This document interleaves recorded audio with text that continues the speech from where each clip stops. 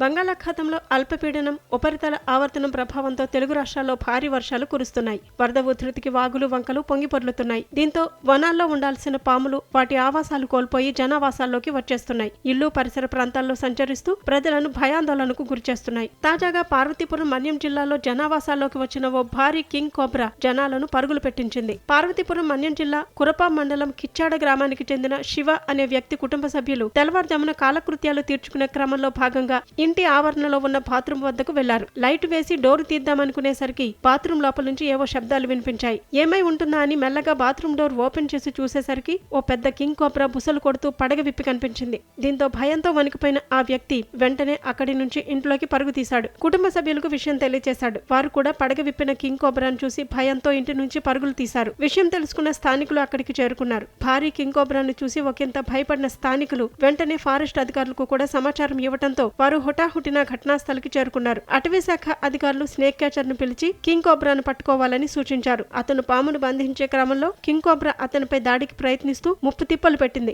అటవీ శాఖ అధికారులతో పాటు స్థానికులు కూడా అక్కడికి పెద్ద ఎత్తున చేరుకోవడంతో ఆ ప్రాంతమంతా అలజడిగా మారింది. ఈ అలజడికి కింగ్ కోబ్రా మరింత రెచ్చిపోయి జనాలపై దాడికి యత్నించింది. ఈ పరిణామాలతో ఆ ప్రాంతమంతా భయానకంగా మారింది. స్నేక్ క్యాచర్ ఎంతో చాకచక్యంగా వ్యవహరించి ఎట్టకేలకు కింగ్ కోబ్రాను జాగ్రత్తగా బంధించి సమీప అటవీ ప్రాంతంలో వదిలిపెట్టారు. గత కొద్ది నెలలుగా ఈ ప్రాంతంలో కింగ్ కోబ్రాలు తరచూ కనిపిస్తున్నాయని, పక్కనే ఉన్న అటవీ ప్రాంతం నుంచి తమ ఇళ్లు పొలాల్లోకి వస్తున్నాయని చెబుతున్నారు. ఈ ఘటనతో గ్రామంలో భయాందోళనలు నెలకొన్నాయి. అయితే స్థానికులు జాగ్రత్తలు తీసుకోవాలని, ఇళ్లు చుట్టూ చెత్తా చెదారం లేకుండా పొదలు పెరగనీయకుండా చూడాలని సూచిస్తున్నారు. పాములు కనిపిస్తే వాటిని చంపకుండా వెంటనే తమకు సమాచారం ఇవ్వాలని గ్రామస్తులకు అవగాహన కల్పిస్తున్నారు స్నేక్ క్యాచర్ అటవీ శాఖ అధికారులు.